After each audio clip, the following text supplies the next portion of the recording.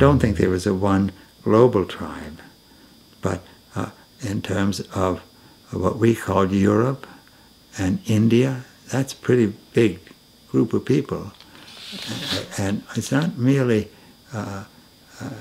physical or extensive, but in terms of power in the history of the human race, this may be the most creative group ever to exist as a tribe. I mean, you could argue that point, but it's plausible. And so to bring that to the fore, and I don't think there are any objections to this. I mean, people just don't think that way. That's what I'm saying. Before the forces of separation which happen in culture and so forth, and different groups going off here, there, and elsewhere, there was a period in history when the Indo-European group was one tribe, you could say, one nation. But nation's a little too formal, I think, but you could say they were one tribe. And they used to hang out together, and they used to talk together, and work together, and have fights together, whatever goes into being human. But even, I feel that that's a fascinating thing about human history.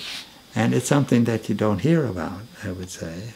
Nor do you look up in the library, you won't find anything as far as I know about what I just said. Because it's off, the librarian, the concept of library is a different phenomenon, I think. And we set limits implicit to what we're going to take into account, I believe. And it's possible to break out of those in various ways. But one of the patterns are the scenarios that I feel drawn to, you might say, to understand history and humanity and so forth within the compass of the world that I'm part of, you might say. It would be the Indo-European group.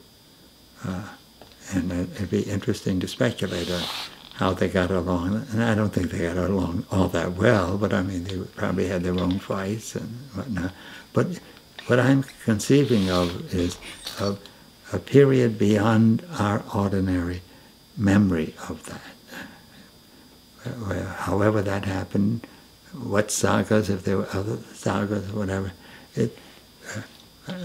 what I'm talking about is beyond that stage of it, but keeping also the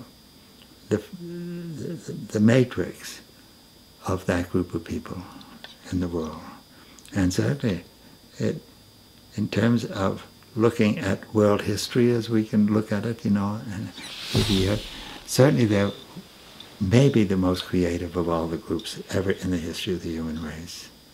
I think that's not a.